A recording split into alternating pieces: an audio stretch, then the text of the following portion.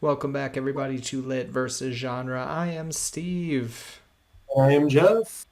and we are Leave Taken. It feels like that should be like a song title or something. That should be like a Fleetwood Mac, I think, song title. Leave I Taken. can support that.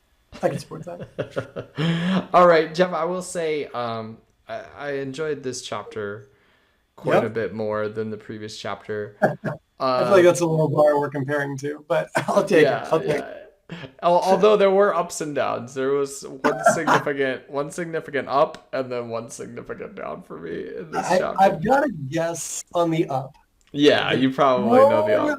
let's down. I feel like it. Wait, I think I may know too. I think you know both. I think you know I both. think I do. I think I got it. I'll be interested. But basically, this chapter is we are assembling the team. This is Avengers Assemble right here Right. at the beginning. Even down to they all get like their own weapon. You know, it Mm, feels like very D&D that like, oh, Rand's the one with the sword, Matt's the one with the bow, Perrin's got his axe. You know, they all have their own mm, like yeah. signature weapon. Which is, it's pretty cute.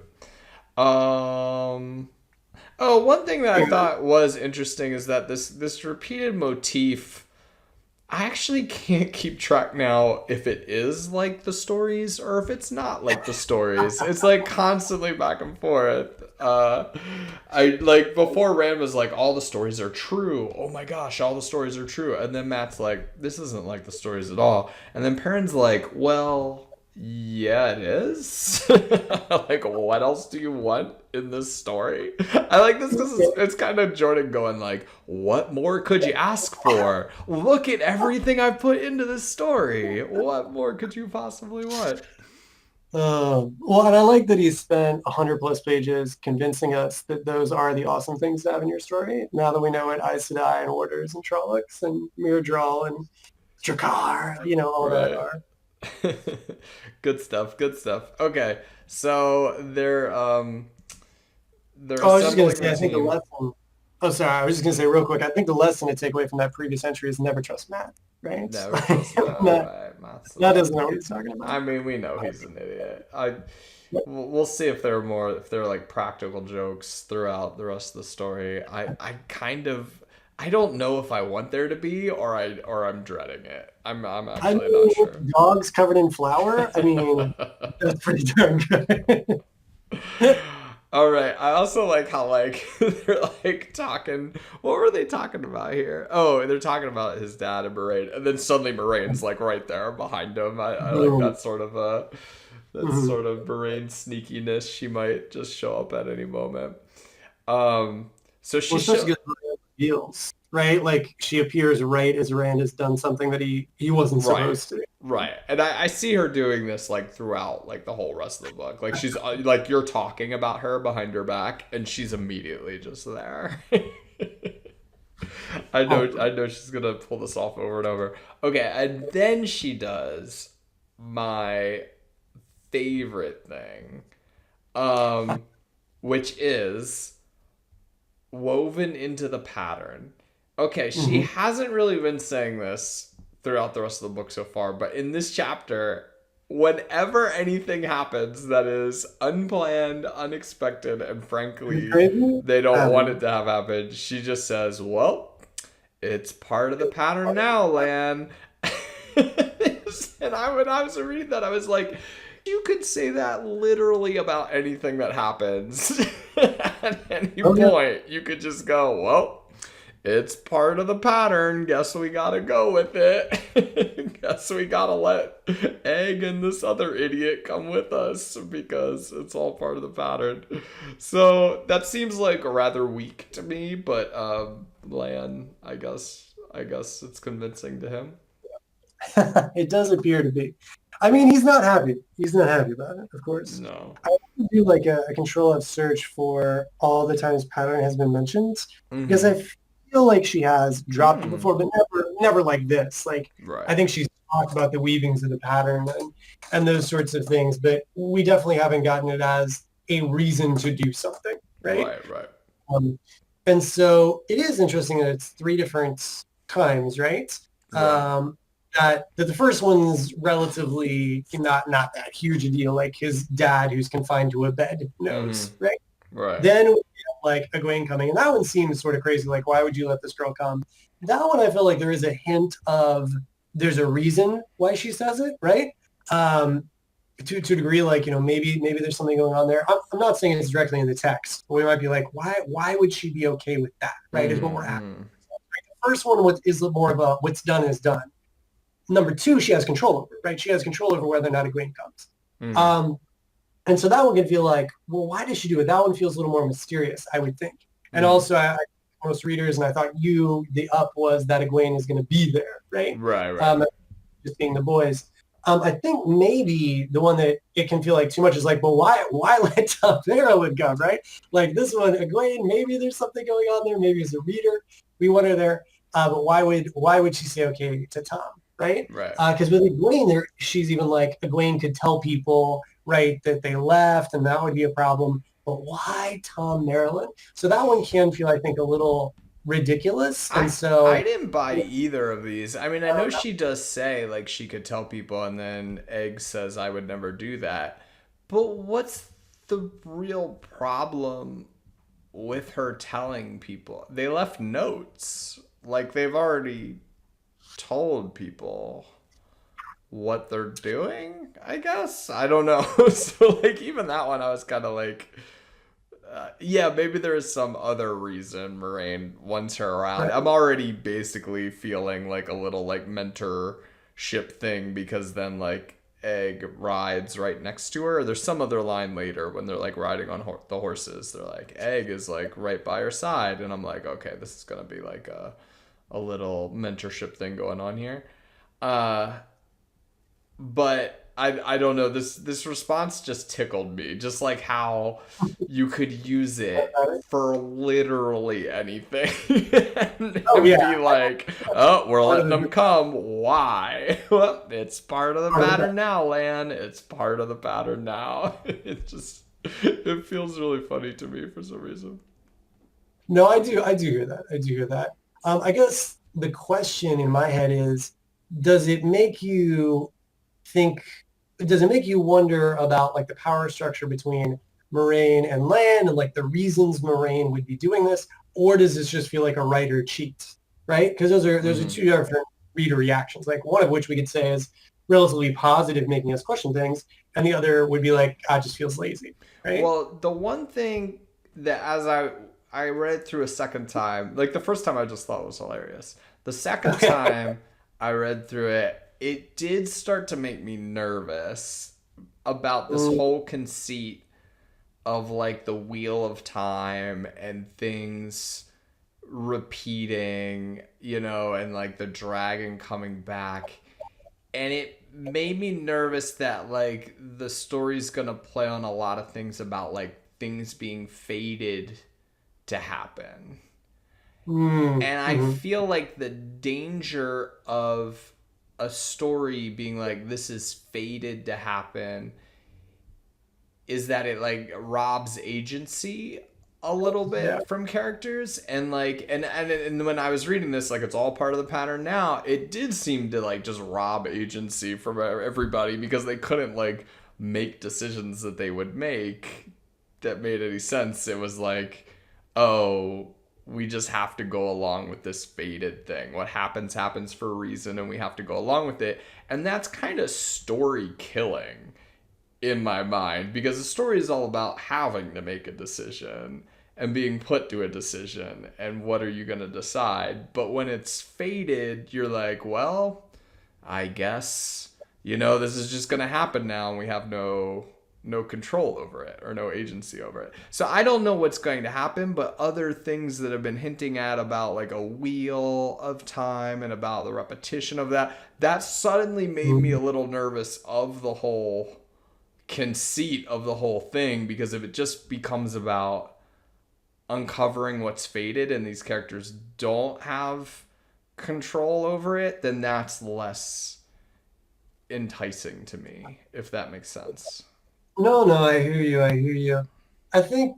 if we do get it, if we were to get into a fated story, right, which happens with, I guess it does have more of a tale sort of feel to it, or I don't know. I feel like relatively awesome when we hear a story about, two lovers that are fated to be together, someone who's fated to be the king or something like that, Mm-hmm. right? It's fate that you ended up this way, right? And so I think in those stories, the ones that work is how does someone react to that concept of fate, right? It's like the struggle against the inevitable. Is it truly inevitable? Can you change fate, right?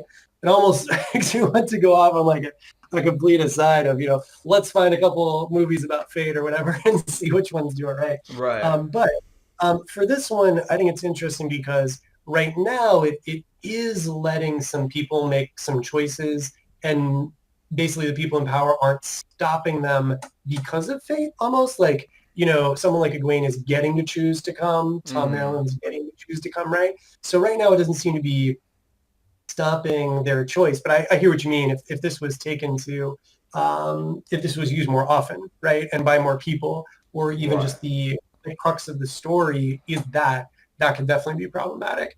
Um, I also do wonder what it shows if like Moraine is a believer in the pattern, other people aren't. You know what I mean? Mm-hmm. And another thing, we know that from this, right? Though I suppose we haven't heard too many others talk about the pattern, which is an interesting choice, right? Because Moraine seems to be pushing this much more than anyone else we've heard. So it does almost seem like, I don't want to go as far as to say religion, but definitely a belief structure happening within it. Right, right.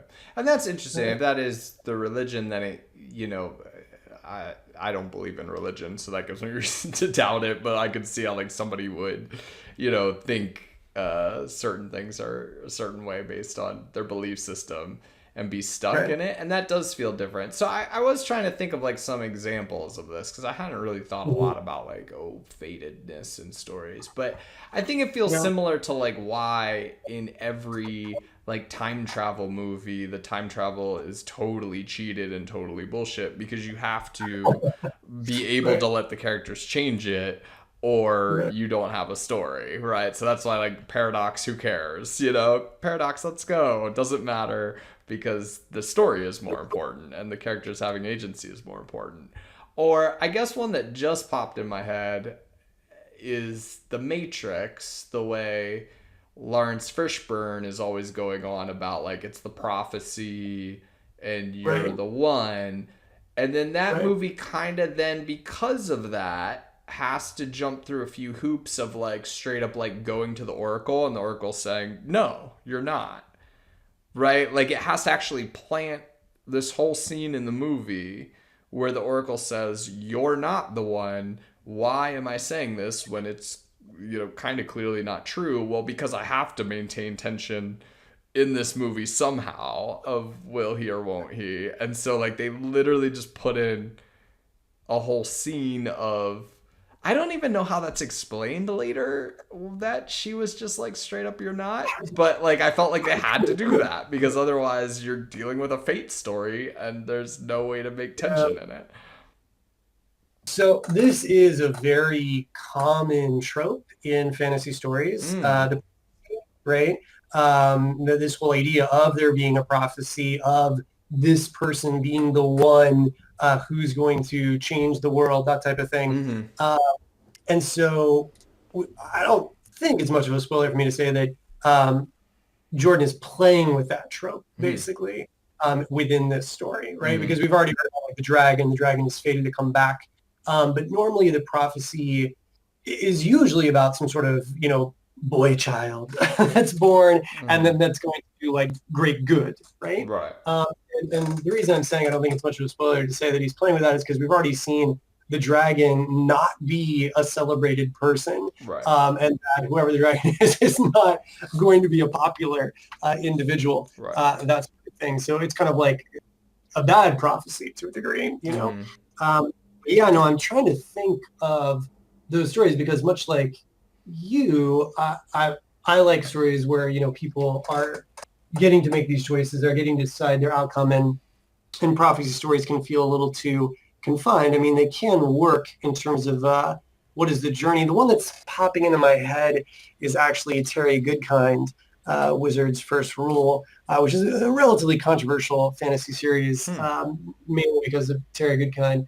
He recently passed away, actually, which I was very surprised to hear. But anyway, point of this is there is this like boy child who's prophesized to be the one who's going to take down this like evil king, and the evil king like slaughters all the boys, that are born at this particular time, but he is spirited away to this other land and raised there, so on and so forth. And then when he Mm-hmm. becomes a particular age, then he's prophesied to come back and like deal with Dark and Raw, that sort of thing. So Right. that's just an example of a story where there is this big prophecy. I think one of the ways that that story does work is that the culmination of that prophecy is so far away. Like it's sort of a while. Well, yeah, no, now someone's gonna tell me, Jeff, you finished his prophecy first book, and be like, did he? Because I haven't read it for so long. But to me, it feels like there's definitely other things that are happening as that journey is taking place, which I think help, because even if you know that this one thing is going to happen, you're not quite sure how is it going to happen or what is the journey like to that point. So I do think that's a couple ways you can make the faded story kind of work. Right. It also, I think, then another thing that I don't know how much in this book we'll see it play out, but it's also a thing that was warned to me before about the whole concept of madness in a Mm-hmm. character, or making a character go crazy, or even just kind of dealing with mental health on a Yeah. larger level. Is that, again, if you blame something on madness, it's not the character's fault necessarily. It is Mm-hmm. robbing of agency. Like, you're making the character less responsible for something that they did, or some decision that they made, and that works against story, because I mean, it's almost like an out, right? That, like, Yeah, I think it's I hear you. I hear you. I think again, it's how you play with that, right? Like, I think we talk about something like this. It's saying, on the whole, if you're taking responsibility away from a character, that can cut interest, right? But mm, then if your whole story is about that, like for some reason, Memento popped up in my head. Obviously, it's not about someone who's crazy, mm-hmm, but about someone that doesn't have a good long-term memory. But seeing how that person dealt with that issue, right? mm-hmm, Um, Interesting. So I think even if you had a character that was crazy, seeing how they dealt with it, or the ramifications of that, would still be interesting. Obviously, that would probably trend into the realm of like drama, that sort of thing. right. But yeah, an interesting point. Like, if Jordan's going to have some of these characters go crazy, what is that going to do to their arcs? Would they continue to be a focal point? Would we end up being more removed from them? That type Mm-hmm. of stuff. Right, right. It's just a thing that, again, I was warned off of a lot in writing. And let me also kind of Mm, adjust, because Robin brought up, like, in the previous video, I said how it was like a rule not to do a dream sequence, right? And when I say that, though, like, I don't mean to say I don't believe in dream sequences, because I don't believe in not following the rules. I'm not like a rule follower. It's more that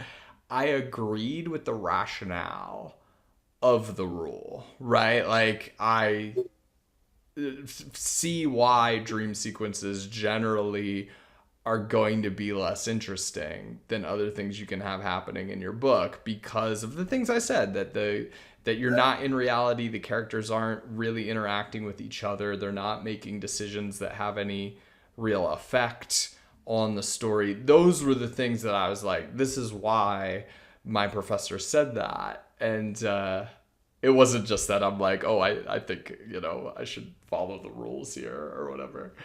And you said, right, like, it right. was risky to have a dream sequence, but when you meant it was risky, you didn't mean like it's like super avant-garde to have a dream sequence. You meant it Mm, could be boring if you're right, not careful. right. Exactly. Exactly. That's what I mean. Yeah, generally when I'm thinking about stuff these days, I'm thinking about sort of reader interest, right? Like Right. because I'm really fascinated by this idea of when we stop reading. Like what's the moment Mm-hmm. we put a book down, or we're not as engaged? Obviously, there's going to be stopping points when we're doing anything. But I don't know, there's also some nights where you're reading something amazing and you spend all day reading it, or you're up crazy late at night because you can't put it down. Like I've definitely had reading experiences like that, and those can be really fun. Obviously, they can't happen all the time, or none of us could hold down the job. But the Right. idea is, I do think it's interesting about where do we stop being engaged, and I think dream sequence for those reasons can be problematic because of my interest in like magic systems, and also my wife is very interested in astrology and dreams and all those things. I do think that if that's a part of who your character is, like if your character finds meaning from dreams, or your magic system has some dreams in it, you know what I mean? If there's something more purposeful going on associated with it, I think it can serve a role. And I, in part, mention that because it is interesting that we're talking about dream sequences in this particular series. I am terrible because I can't remember if it happens in this novel. And again, I don't want to give spoilers, but there is stuff that happens with dreams. So, All right. but the chapter we read, it doesn't give you any hints of that. So Mm-hmm. that's why I do that particular chapter is risky, because there is no sense that this is anything more than just a standard dream sequence, at least not to me as a reader. All right. Oh, interesting. Yeah, I mean, Marin did mention, I know you're having nightmares, Rand. I'm the one who can help you out with your nightmares. So yeah, there might be a larger plot reason. I could see that dreams It's somehow work into the like actual story of yeah, what's actually happening. it's funny you mentioned that of being like, oh yeah, Moraine did say that, because to me, I'm like, that should have been signposted more. Like, Mm-hmm. you want that, like, Moraine should have woken up and been like, wait, Moraine did say something about dreams. Or like when Moraine seems him Right. soon, like, tired of even having more bad dreams, then he thinks about this, right? Yeah, Like, I would like it he if was there's more callbacks. he was curiously inert. I mean, I know in that moment he was like, "Come save my dad," and he's like focused on that, but he like didn't really react to her going like, "I know you got nightmares." I'd be like, "Hey, what? Wait, what? Wait, why? Why are you in my head? What are you doing in my head?" It definitely feels like that is something that could have been dug into just a touch more. Yeah, but okay. So talk about you were talking about what would make you stop reading. And if this did not happen, it would be a very strong reason for me to stop reading. So Uh, I was I, happy, of course, to see this I happen. know. And honestly, to be perfectly honest, I was not 100% positive this was going to happen. I don't know why I felt this way, but I was almost like, Jordan's just gonna focus on these boys. These boys are just gonna go off, and then maybe like 20 chapters later we'll check back in on Egg or something, and Nynaeve doing something. Like I totally saw that as a possibility, and I was deeply bummed about that being a possibility. So Saves it for you right here. yeah, so I was very happy that this happened, and and then the freaking Gleeman idiot shows up, and he wants to come No, along too, and, I know. and then Moraine's like, it's part of the pattern. I'm like, clearly this dude's a double agent. This dude, like, what is he? Why does he want to come? Oh, That doesn't add up. Oh, I want to perform at Aes dude. Sedai. I'm not buying any of this. Land's not buying any of this No, either. I no. think this guy is just up to no good. But is that a good thing that we've got this added tension of this person, right? Because right now you've told me, I mean, I think you basically trust the boys, right? You like Egg. Mm-hmm. Moraine like, seem to have only done good things, right? Mm-hmm. So when you've got this questionable individual with them as well, um, is that a good choice, right? Yeah, I like it, except that like I just don't like this guy right now. Right. Like I feel like he's a subpar storyteller. We already have a better storyteller in the crew. I feel like he's just an idiot, and like there's nothing like super appealing. I guess like if I do want there to be some traitor among them, I kind of want to like that character in a way, Mm. to like have something that like then it would be more affecting if they turn out to be a traitor, or I would care more. But if he's just an idiot and then turns out to be a traitor, I'm just gonna be like, God, that guy's even more of an idiot. I'm not. So I don't know. I'm not feeling him right now. Honestly, I'm like, I wish he wasn't there, to be frank. But maybe it adds a little extra tension to everything. I'm not sure. Well, Jordan's got you covered if Tom didn't add the tension because we get the dude or whoever that was pictured on the book. Oh, wait, what? On the cover? Yeah, it's on the cover. Wait, we didn't see everybody. The people on this crew aren't the people on the cover? No, no, they are. They are. But Wait. right at the end, talk to me Uh, about your reaction at the end of this. the like dragon that we see? Is that what we're talking about? Yeah, the Jagar.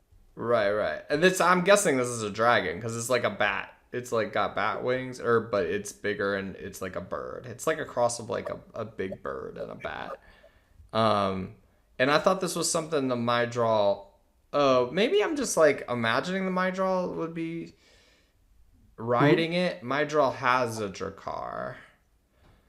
So I'm just seeing this as a dragon. Am I straight up just wrong about this?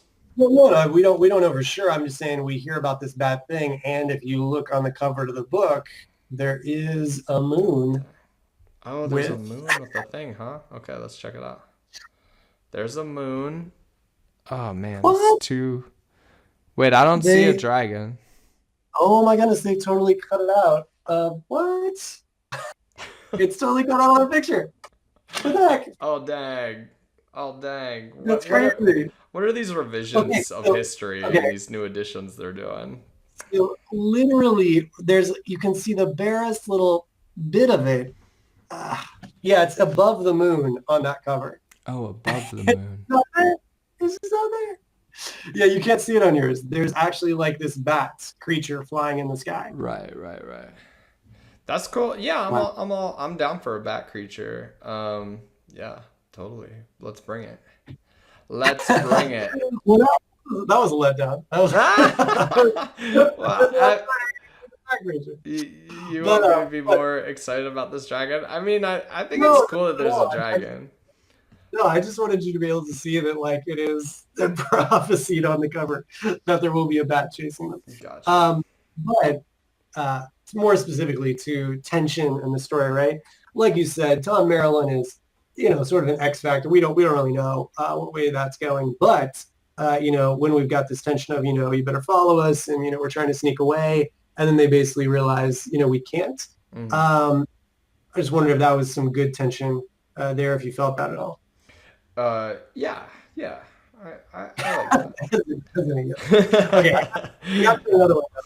So I can't get this thing out of my head that one professor of yours said from now on. Literally, Egwene asks, right, Jakar, like, what is that? And it's not Moraine or Lane who answers, which I thought was interesting, but Hmm. Tom who answers, right? But he's really say. He just Right, says worse than Trollocs and Halfmen were created, right. right? And I think that's the especially nice point right there. Okay, yeah. Um, because it's not fully answering the question. It's really selling me on that, that idea, that rule that your professor had. Right on. Yeah. I mean, these that's the other thing about like talking about like rules and whether stories should follow rules. I found that a lot in my program too, and I don't know if you found this at all, that like people really do Mm. resist these things as students a lot of times, right? There'd be like a lot of pushback to that. I'd be like, what the hell are you telling me I can't do a dream sequence? I'm gonna do a dream sequence just to spite you, idiot. And like, like it would always come from like just a total lack of kind of humility on like the student's part to go like, well, these people have actually written, I think, literally millions of more words than I have written. Maybe there's something to what they're saying, and maybe I should like try to understand why they would be saying this. And then I don't have to agree with it necessarily.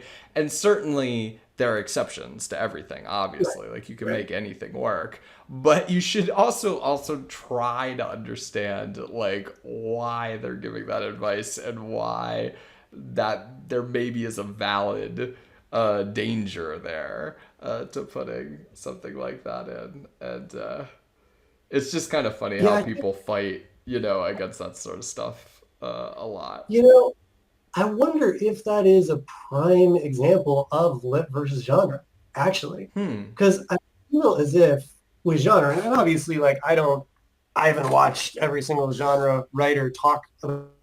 I wish there were more who did, honestly. But I've listened to, a couple, a Mm-hmm. handful, I've listened to Neil Gaiman's, I've listened to Dan Brown's. Obviously, I went to Brandon Sanderson's. I've heard other people speak, and in my experience, the advice is very much from this worked for me, or this is something you could do, but obviously there can be exceptions. Like I Mm-hmm. feel is like right away, people want to be like, but you can do whatever you want, but there can always be a reason not to, like that Mm-hmm. sort of thing. Right. Um, and whereas what you're saying, I feel like these professors are kind of really bold to be like, no dream sequences, like no answer questions, right? And maybe that's because you're distilling some of the advice, right? We're not Yeah. hearing all the context associated with it, but I do think it is ballsy to be like, boom, here it is. This is what you need to do. But I agree with you that it's about understanding the reason behind why someone that has a lot of experience would give that sort of advice. Yeah, yeah. I think if you understand why, then you're in a better Right. position to, Right. if the circumstances, you know, make sense to buck that and to do the opposite, but you're coming from a place of knowledge of doing it rather than just going, I'm gonna be a rebel. I'm just Right. gonna do it. And the idea of like, oh, if you're constrained by these quote unquote rules, your Mhm. your book won't be as interesting or original. And again, I think that kind of misses the point. The whole point of that don't do dream sequences is because it's boring. I mean, and here are the reasons why it tends to be boring, right? So you got to deal with that. If you're going to write your dream sequence, you got to go in knowing here are the reasons why it tends to be boring. Here are the things I'm working against to Right. put this Right. in here, and be aware of that and have some plan about how you are overcoming all these things stacked against it, right? But you can't really do that properly unless you know why there are so many things stacked against it. It's about being aware of the pitfalls. Mm-hmm. The main thing that most, at least genre writers that I've heard of talk about, is that you write in first or third person, and I think this is more across the board, right? That generally, you don't write in second person. Mm-hmm. And then there is N.K. Jemisin, who is critically acclaimed for her story where she wrote in second person, a fantasy writer that broke the Sure. mold with that. So it is interesting. I think with any creative endeavor, people want to feel like this is the part of my life where I am not constrained. This is the part of my life that I can do anything I want. So Mm-hmm. I don't want to hear about my creative endeavor that there are things I can't do. Right. But if we're also trying to learn from people, there's going to be things they're going to say, hey, you should lean toward this and probably avoid this. Or if you're Right. going to do this thing, keep these other things in mind. Right, right. Right? Well, I think another one that's really interesting. I mean, we like in my program we did a whole week on second person and just read Oh, all wow. second person stories. So obviously that can be done and can be done really well. The thing that I sometimes found even a little bit more controversial, though I find a lot of genre stuff, especially YS stuff, does it Mm. almost habitually, is the present tense. And I Oh, yeah. actually think that's like tougher to pull off. Like, I think it's beyond a lot of people who are published doing it, because they're just like, I'm just going to do it because I don't know. I don't like this rule that you should be in past tense. I'm going to put it in present tense without really kind of thinking through like all the implications of putting your story in present tense and like what that kind of does to the reader, and then also how it constrains you in the way you can present time, the way you can present the things that are happening. You're actually much more constrained in present tense than you are in Mm. past tense. But people just act like they just write as if they're writing in past tense but in present tense, and then lots of things don't work because of that. I feel like we could have a whole other Yeah, it's recording true. just That's going like, way off the like, farm from Robert Jordan right here. But I just think it's an example of going like, I haven't understood why people right, warn you against this. But if you do, right. you can do it because there are things that I love that are in present tense. Oh, yeah, it's the norm really now, almost for YA. I would say, at And least for a lot of what yeah, it's the norm. and I've, Present tense. we're writing You, YA and I try to like dip into it a little bit and I find it really like it turns me off a lot because a lot of them are just like there's no reason for it and they're not doing it in a mhm. way that makes it easy to read. They're doing it in a way where time kind of jumps all around and you're like, I don't know how time can be jumping around like this if we're supposed to be in the present moment, if everything's supposed to be happening right now. It's just done in an extraordinarily lazy way. Where I'm like this, I'm reading it, I'm just going, this should be in past tense. It just should be because you don't want to do the work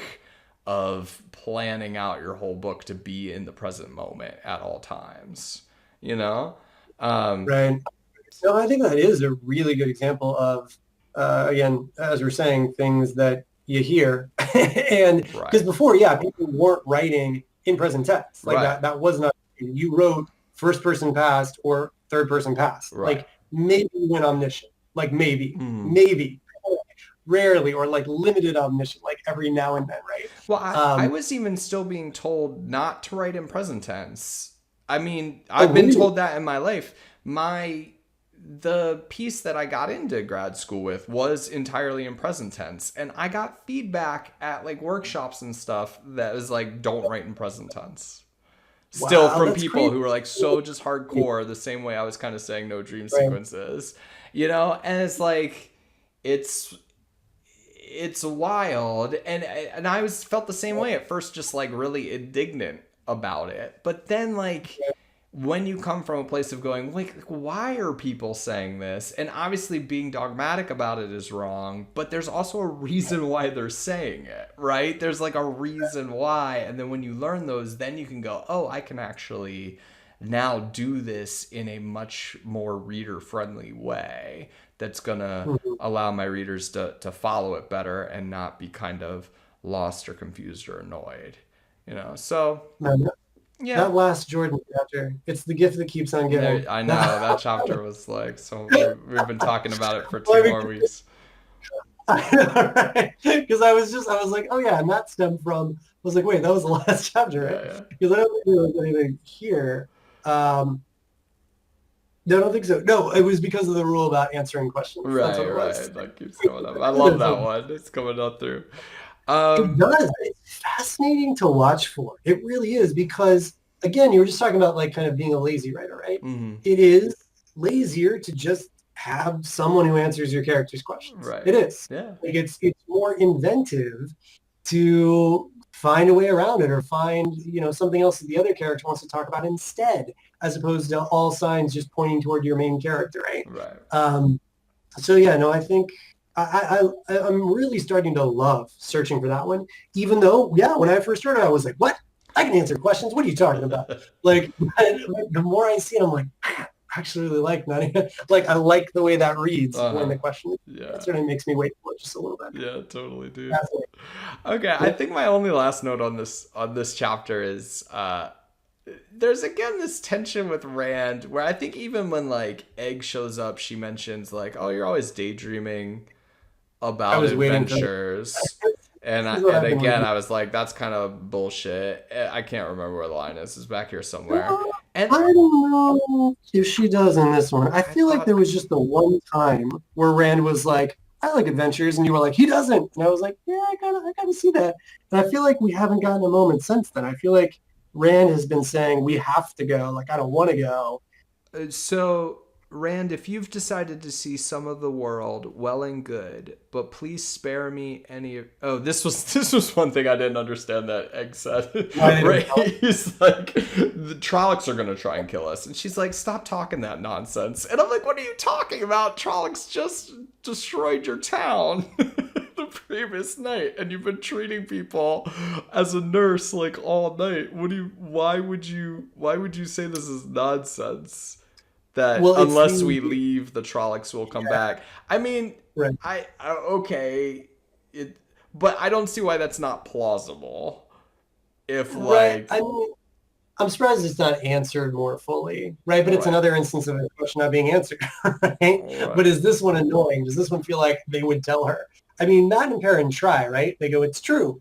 The Trollocs, and then Moraine cuts them off. So I guess what he's trying to do there is show like, yeah, that is something that people would try to make sure she understands because that's a really big deal. But yeah. then they don't get the chance, I mean, right? So I clearly, think she needs this. clearly, it would not be like, oh, we've decided to see the world now. You would not think there was a connection between this attack and then Yeah, why they're all leaving with the people, yeah. magic people who prevented the attack. I think like anybody would go like, there must be some connection there. This is not just some random decision that they've I taken. It is tough for me because this is supposed to be lit versus genre, but I agree. That moment, Gwen did feel a little. She felt like she's used to Rand saying silly stuff or whatever, and falling into that relationship with him, which I believe, but I agree.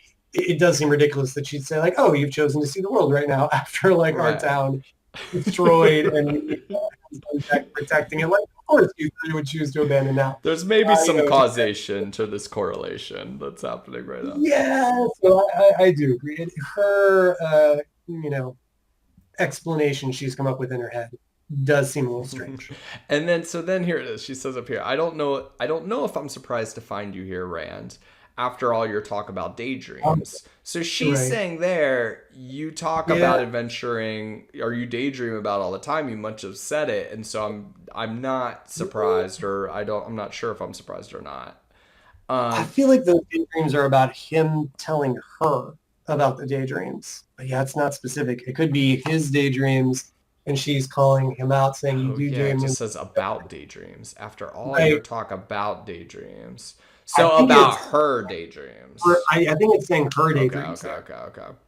Yeah. But you're right that is ambiguous because as soon as did you hear me? As soon as I heard that, I was like, "Crap, you're right." You did say it, but then I was like, "No, wait, it's just about daydreams," because Right.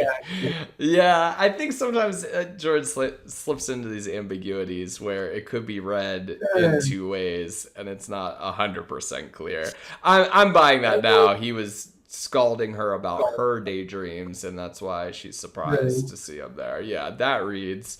And that is more in line with him being like, there is nowhere else is there a sky like Two Rivers Sky. And I'm like, dude, do you know what sky means? Like, it's the same Nope, nope. everywhere. It's. Universe. I will He's say so though that sheltered, he doesn't understand the concept of sky. you do have a point though that she says, "I don't know if I'm surprised or not to find you here." If it is just him scolding her about daydreams, I think she would just be surprised. You Right. know what I mean? Right. So like he is being ambiguous in that part too with I don't know if I'm surprised or not. I guess because he is avoiding extremes, which I can appreciate Right. to a degree, like in terms of reality, like it probably is the case that anyone at some point in their life has daydreamed of leaving their small town, right? Right. But as you talked about before, is that as interesting, right? Is it more interesting if Rand is this sheltered individual who never wants to leave, is really tied to home, really tied to his dad? You know what I mean? Wouldn't that create more conflict as Mm-hmm. opposed to this like quasi back and forth? Maybe I've daydreamed, but not really. And Right. she's daydreaming more. I mean, I think it makes the characters feel a bit more realistic, but it also does make it harder to pin down exactly what the conflict is to a Yeah, degree. yeah. Also, that word daydream, I think earlier when Jordan did drop that he's been dreaming of adventure, he did use the word daydream. I think that's why that was like stuck in my mind that we're talking about Rand's daydreams Right. versus her daydreams. Um, so yeah, it just feels. I think like Sorry, go if ahead. his character is more pinned down, that's just another useful thing. And again, I think people will defend, oh, a character can be torn and split Right. in what they want, and there's no argument. Yes, they can be, but there's kind of a reason why writers Right. will say generally you don't want to do that, because you're making it harder for that Yeah. reader interest and conflict to be clear to your reader. It feels muddy if it's kind of It like does. sometimes he wants to have an adventure, sometimes he's like, I never want to leave. As Right. realistic as that is, I Yeah, 100% it agree. is. It is. Somebody would be torn and be interested, but it's something where, yeah, it's making it a little muddy in my mind if I don't know what he wants, and then I don't know why it matters if Right. I don't know what he wants. You know? Yeah, 'cause in that part earlier, it's like, yeah, I've got daydreams, but I know the difference between daydreams and reality, right? Mm. Basically. Mm. So, yeah, no, I disagree with everything you said. So no, I'm glad. I thought we would talk about that part about like kind of her and her wanting to adventure and him Mm. not wanting adventure. It's a thing, right? Like it's been a less than clear theme throughout this. I think that Egwene wants adventure. We're pretty Yeah. set on. Yeah. Yeah. We know that. But Rand definitely wishy-washy back and forth. Yeah. So I like that. I also like one last note of this, that we continue on like everybody's horse being just as important, and so she yeah, gets Bella, and then he gets the fastest horse that like that, exists. Like he gets the clearly the best yeah. horse. You know, what I like is that he already knows the horse's name and everything. That just Uh-huh. felt real small town to me, you know? That like, oh yeah, not only do we know people's names, we know their animals' names Yeah. because everybody knows everybody. And I feel like that's just a really nice small town moment Right, right. there. But yeah, no, I do agree that if we pull back, it's like, okay, everyone's got their weapon, everyone's got their horse, right? So on and so forth. Yeah. We even get Bella in the spotlight a bit longer, Yeah. um, which is exciting. They did, I'm just going to go my last little drop, but some shows have been controversial for like changing the sexes of certain characters, Mm-hmm. right? And so when they were putting together this story, they did say that they were going to change the sex of a character, and people were like, "What?" And then it was Bella, and that they changed it. Wait, why would they do that? I don't know. I guess they just found the horse that matches the description better, or that's better trained or whatever. That's Oh, and like somebody who actually knows something about horses would know whether that's a mare or a stallion. I think I think so, but I think they were also just trying to like be like clickbait controversial, like in a tongue in cheek Lol. way. Yeah, You right. know what I mean? Right? I think that was their goal. That was a bit ago, so who knows if that's still the case after pandemic and everything, right? But it seems like they're going forward. They've been releasing more stuff. So just a little nugget about horses and horses names. All But I right, agree. all But right. what I was going to say real quick was that you're right that we get all these descriptions, but it doesn't feel as D&D to me because there's so much more joking about like, the two rivers, like the bow is something they would normally use and this axe does stand out as being odd. Hmm. But I also really am interested in your perspective of like, oh yeah, of course. And I'm like, oh yeah, you're right. I guess it is kind of D&D. I didn't even read it like that. So I appreciate you making these comments. Right I on. like so much mentioning these as well. I don't know if all our listeners appreciate it, but I'm glad you appreciate it, my Hey, man. this is what versus genre. This is Yeah, what they signed this up. is what they signed up for. It's true. It's right there in the title. Right on. Well, I think that brings us to the end. We'll see if this bat dragon catches up with them. He seemed to be like right there. Like, I mean, they're in trouble, and they're like Or on a full gallop now, right? Like getting out of here. I mean, they're taking off Yeah. after they got past the patrols Yeah. of. There were a lot of patrols, There more were, patrols than I yeah, expected. there were a lot of I thought patrols. there'd be like one patrol, one patrol. I also don't completely understand why they have to be so sneaky exactly, like with the town. They could just be like, "Hey guys, we're taking Tension. off. We're gonna jet. Is that cool? All right, cool." Like I don't know why. Like Yeah, It's like I feel as if there's a line that Moraine says we can't tell anyone because someone could be a dark friend and alert the mirror draw or something, right? Okay. Um, that never happens. Right? Right. So yeah, we have no reason to understand. Oh, I think someone was said, we don't want to raise the alert in town because then the Trollocs would figure out sooner, the mirror draw would figure out sooner. Yeah, it's never made clear, even if the town knows that they all left and they want Moraine and them to leave, how the mirror draw would find that out right away, right? Yeah. So yeah, it's definitely not given to us. I think maybe Jordan just didn't want to take the time for her to say someone could be a dark friend, and then the like random company to be like, no one here's a dark friend, and she's like, you never know. Like I feel like he just didn't write that part. Right. Maybe for singing, maybe for something else. But yeah, it is kind of a mystery why. But I'm excited to see what happens on the road if they get attacked. I guess there's like some, towns that they're gonna have to go through before they get to Aes Sedai. I mean, this is gonna be a decent chunk of the book. I'm guessing. I don't think like 2 chapters from now we're gonna be there, so I'm not really sure. What is our narrative thrust from getting from here to there. But I'm kind of interested to see what's gonna happen. Oh yeah, I mean, if you look at the map, this is where the map comes into play. You see where the two rivers is. We You got see a where while. we got some time, bro. We got some, yeah, unless we're jumping, right? And just to show how far it is, Terran Ferry isn't even on the map. So Dang, what? that's Okay. right. Okay. That's right. Here's my That's new right. prediction. They're gonna roll up on it. It's just gonna be destroyed. It's just gonna be wasted. Yeah, Annihilated. same way like Uh, Edmund's Ferry was, or Edmund's Field, wherever we are. Okay. for real, though. Let's cut That's, it. that's rapid time. Yep, yep. Let's cut it. We'll see if that prediction is true. I'm putting that on the record right now, and Let's do it. we will see y'all next week for the next leg of this journey. Thanks a lot, everybody. See you on the road.